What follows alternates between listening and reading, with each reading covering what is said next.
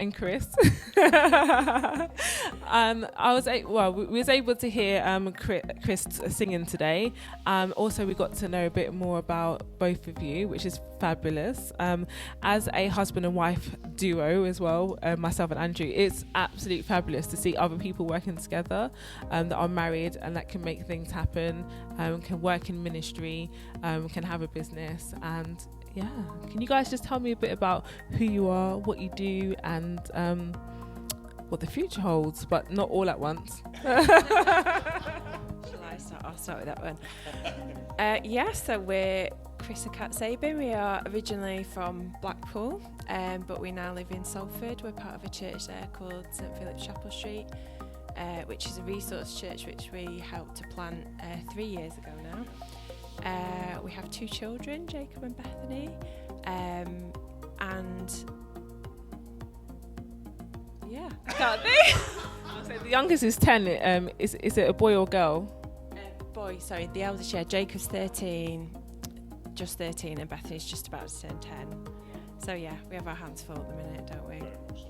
Yeah. So I volunteer at the church, so do bits and bobs in the church, but also work with Chris for NewWine, which is an organisation of churches together. So I help Chris to oversee NewWine Worship, which he'll tell you a bit more about in a minute. So yeah, we've been doing more and more of that together. Like you say, as a husband and wife, we love. A lot of people say to us, "Oh gosh, that must be really difficult working together. Do you find that challenging?" Actually, we don't. We love it. It's very much, well, I love it. But we felt more and more called to work together, and we find that we work better together than we do separately. So that's us. People ask that to us as well. How do you do that? But actually, I'm like, well, if you think about it, we do have a business, but we can literally talk into late hours of the night about the business, whereas you can't do that with your business partner. You literally can just like get up and I've got this I've got this idea, and you can just free flow until early hours of the morning. As soon as they wake up, you can jump on them again and say that this is what I've been thinking. I do that all the time. We'll be eating tea and we'll be trying to have some family time, and I'll go, just on that thing before, and he'd be like, no, stop. But yeah, my mind is whirring all the time. But it works really well for us, especially of late, because Chris suffers with chronic pain in his back, so obviously that's been a challenge for the amount that he can do. So it's actually been really beneficial having both of us knowing exactly what's going on with NewWine Worship. So I'm able to say, have you thought about this? Have you remembered to do this? Would you like me to contact this person? So actually everything's kind of happening quicker, and I think we can be more effective as a team than we can separately. Definitely. Can you tell us a bit about NewWine? I'm actually going to go out. Hang on 1 minute. I have 2 albums here. So one is You Restore My Soul, and that's from NewWine Worship. And we have Save by Grace as well. So we've got both albums here. Okay, so we start here. Can you tell us a bit about the album? Yeah, I'll let you do that first. Yeah, great. Thank you so much, and thank you for this opportunity. It's great. And I think just following on what you're saying as well there, that our gifts complement each other as well. And that's what a great gift to be able to sort of like learn, know your strengths, know your weaknesses, and build teams around your weaknesses in terms of how we can help each other in our blind spots as well.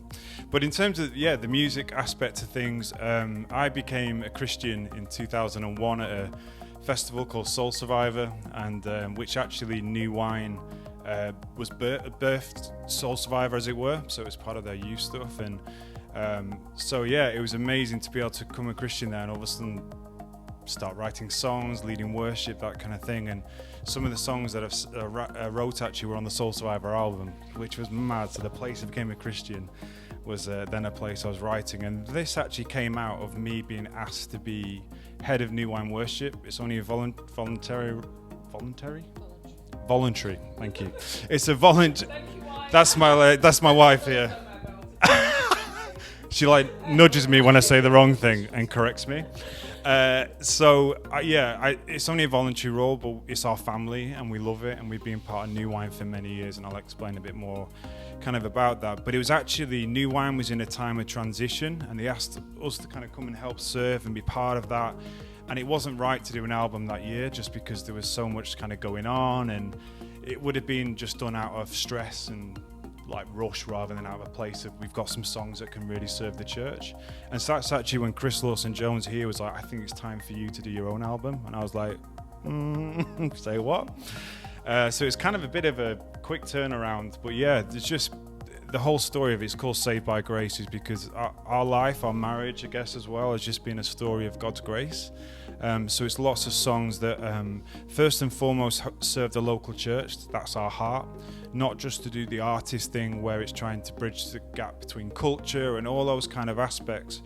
I think that's so cool that people can write in that way, and we need to really encourage that and release that more than just Christians writing a church song and then putting a synth on it and thinking it's going to, break culture. I think we need to be really creative in the way we do that, but also for the people who feel called to write for the local church, like myself, there's a space for that. And so songs that aren't like complex, you don't need a full production program suite to be able to sort of use them in your small group or those kind of things. So it's basically a collection of songs, some of the stories of my life and our life together, and written with a load of different friends, and it's gone down really well just because it's a song that an album that people can use the songs in their local context and church. So yeah. Thank you. And so on top of everything, you're also a vicar. And I forgot to say that because you're the coolest vicar I've ever met in my whole life. What do you mean? I look like a stereotypical vicar. In fact, when I had my collar on not long ago, I had my shirt on and we put my tattoos out and stuff like that. And someone thought I was on a stag do, which was wicked. I was like, no, I'm an actual vicar. They're like, yeah, mate. I was like, no, I'm a vicar. So I'm vicar in the Church of England. So I priested a couple of years back, and so as part of the role at St. Philip's, I'm a curate there. So it's pretty mad. Like the journey of like me being a vicar and you being a vicar's wife. Hey, I love that. It's been mad. I mean, again, it's just one of God's grace. So grew up like in a really dysfunctional family. My mum and dad came to faith. My sister, who ran away when I was 7, she's 15, she came to faith, and I came to faith. And it's just been like, marriage was really tough. First year of marriage, we had to really work out what it meant to fight for each other, not with each other, and to lay down trench warfare and start to learn how we compromise and what the strengths we bring, and all those kind of things. And so it's a bit of a mad thing that we're doing music, we're serving in the local church, and we're just Chris and Cat from Blackpool, right? So I have heard you say a few times today that you have been through a lot in your past, but I think it's lovely because I saw you. I wasn't looking the whole time, but I did see you guys holding hands and hugging, and I try not to look, but but it is nice to see. It's nice to see that kind of gelling, that kind of love, and not to be afraid to show it, and just understand this is two people that love each other, that will work for the Lord, that will do what you've been called to do through the thick and the thin. So I think that is amazing. Yeah, we are really for each other, and that's kind of come out of a lot of times of battle. And like Chris said, we had quite a few years of difficulty, and then our son came along quite quickly after getting married, and obviously then you throw a baby into the mix. We had some really tough times, but I think we've really learned kind of how to be for each other and how to push each other in. So in the different roles that Chris finds himself in, sometimes he'll say, but I don't really want to be away from the family or leave you with the kids. So, there's always those battles, but to be in a place where you're so secure with each other and with God right in the centre, where I can say, do you know what? God's calling you to do this, go for it, and I'm behind you all the way.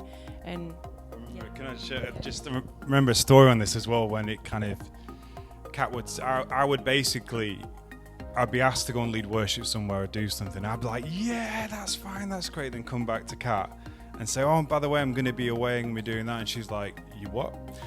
But trying to be like, you know, just she's so selfless and just such an amazing woman. She'd be like, okay. But then I remember seeing once on Facebook saying, oh, Chris is off again and I'm all alone. And I was like, what? I thought we're doing this together. And it came to the realization that no, I'd been just dictating the program of what we were doing. And so now when we get asked, it's always like we come together as a family, so we get the kids involved as well and say this is going to mean dad's going to be away for this time or mum's going to be away for this time. But it means that little bit of money we might be able to make, it means we can go for a meal out, or it means we'll have more family time together as a result of it. And not patronising the kids where they're just kind of add-ons at the side. We, you know, even when we moved to Salford, we got them involved in that discussion, and it was really hard because we were in Leeds and then we moved to do the curacy. And I remember it was horrendous at the start. We're in temporary accommodation. I remember Jacob saying to me as someone were praying, he was like, I think you've heard God wrong on this. We shouldn't be here. And that was like, oh man. But in terms of coaching through, saying, do you know what, you may be right. But this is where we sensed together. We all said, yes, we're going to go and do this. And we're just going to have to push through and just allow God to show his faithfulness and goodness in the midst of our doubt. And he has done. And Jacob's stronger than ever now. He's doing amazing. He's in a really tough school and stuff, and he's just standing as a man of God and making a difference in that space. And we love that, rather than shelter him and put him into the nice place. I'm like, no, hey world, watch out for my son.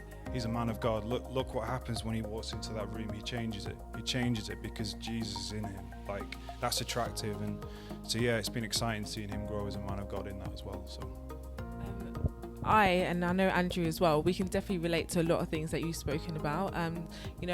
Having to be away and having to like leave the kids with their grandparents, or which that obviously it's good environments, that it's their family, but at the same time you do kind of have that kind of little bit of guilt that feels like, I'm not there to pick them up from school, or I'm going to be away for a little while, or that sort of thing. But it's good to realise as well that God has a purpose on your life as well, and it's all a part of the journey. So for us, definitely can relate to what you're saying, and to get the kids involved so they know what we're doing. When we say, do you know what the business is called, they say, oh yeah, visions online.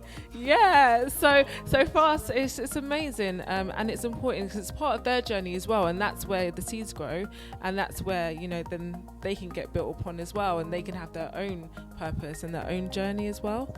I think I love speaking to you guys.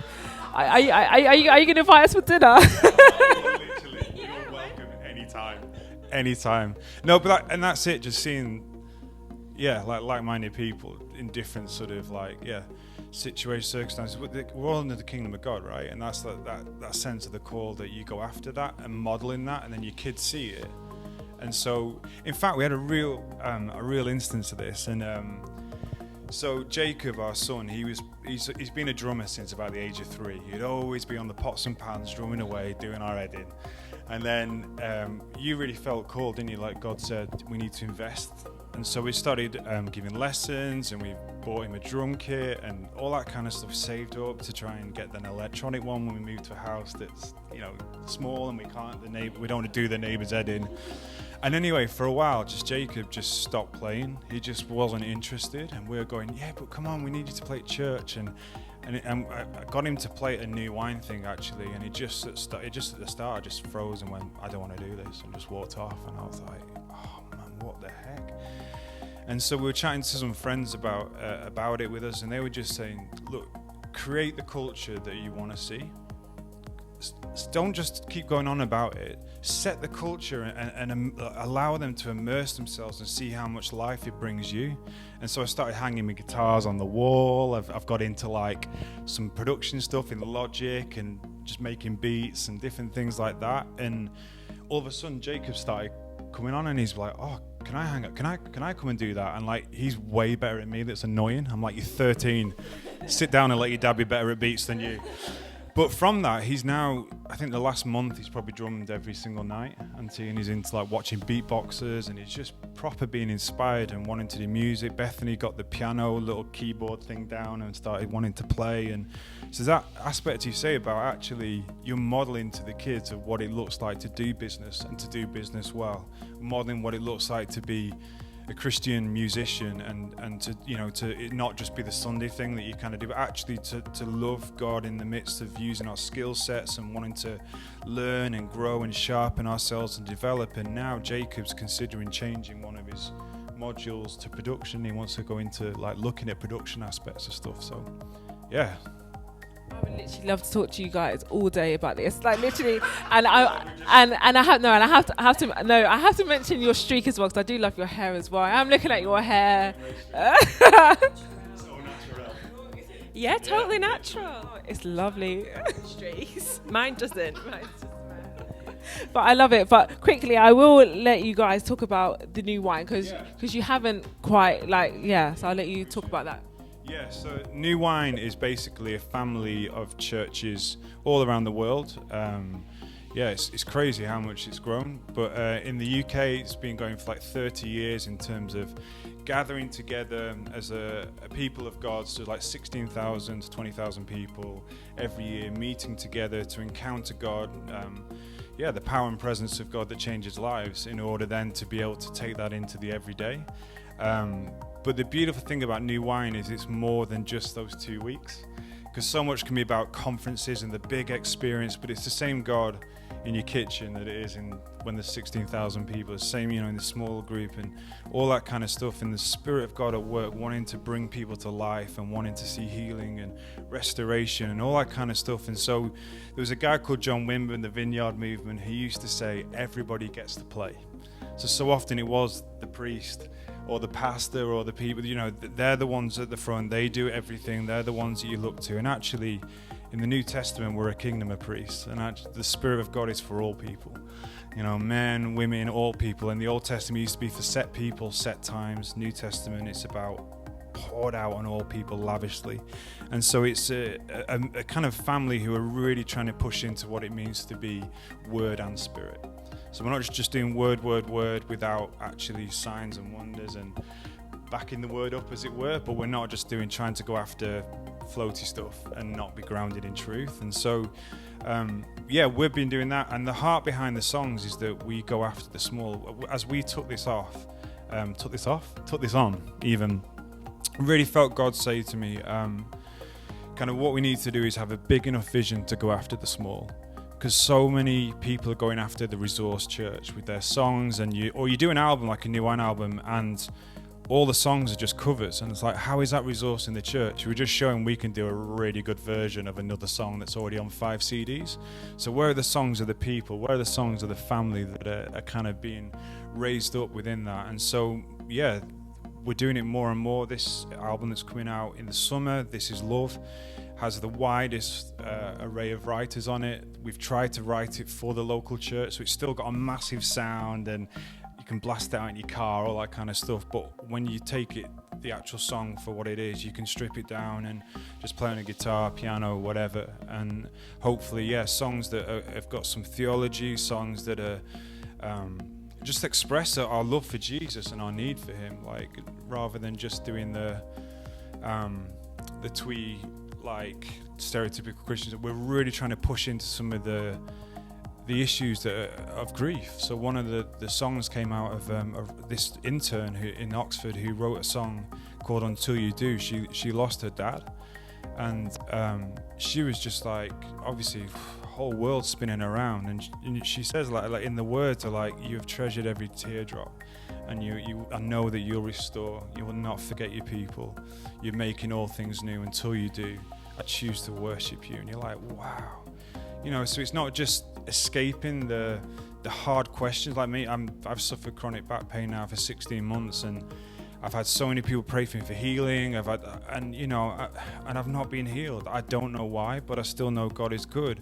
And I want to help give people a language to say that's not a lack of faith, or it's not, lack of faith because, you're struggling at this moment in time, actually it's a sign of faith that you can still come to church and turn up and go, do you know what, I'm not sure what's going on, but I'm still going to be defiant in my praise. I'm still going to worship. I'm still going to raise up a hallelujah, as it were. So yeah, that's kind of our heart and story, and we're trying to fight for that. We're trying to say that church is not Disneyland.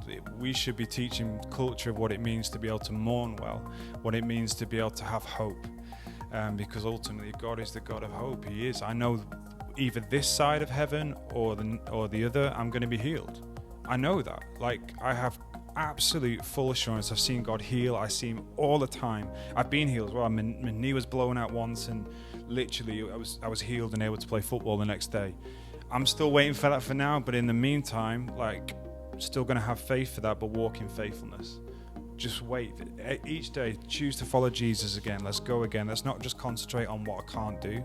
Let's think about what I can do. And then I get, when you've got the most phenomenal wife, literally, like, she is, like, my days. I'm punching, I know that. But she's amazing, and we're a team. And there's days where Cat has to dress me at times, because I'm that, that poorly and things. But we're building a team that's bigger than just ourselves. And so NewWine happened last year in the summer. I couldn't even make it because I was that ill. But Kat took it on and really led the team fantastically, and we're friends and team that we're investing in.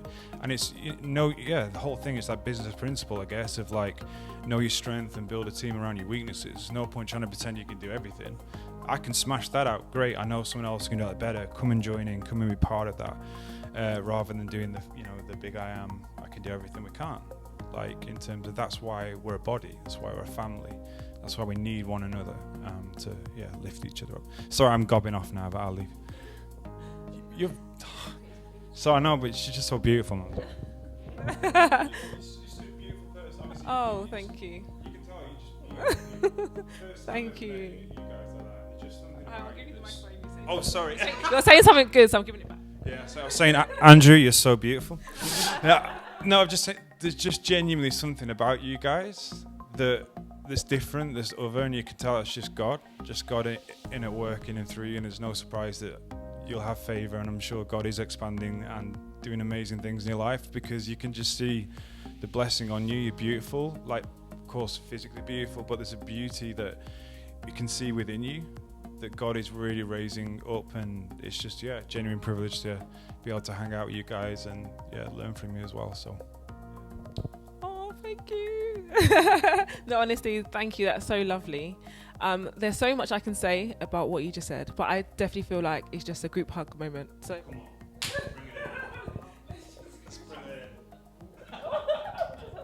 bring it in. Let's bring it in. Thank you, guys. Thank you so much. Thank you. I look forward to meeting you guys. Say bye to the camera before we. Thank you, guys.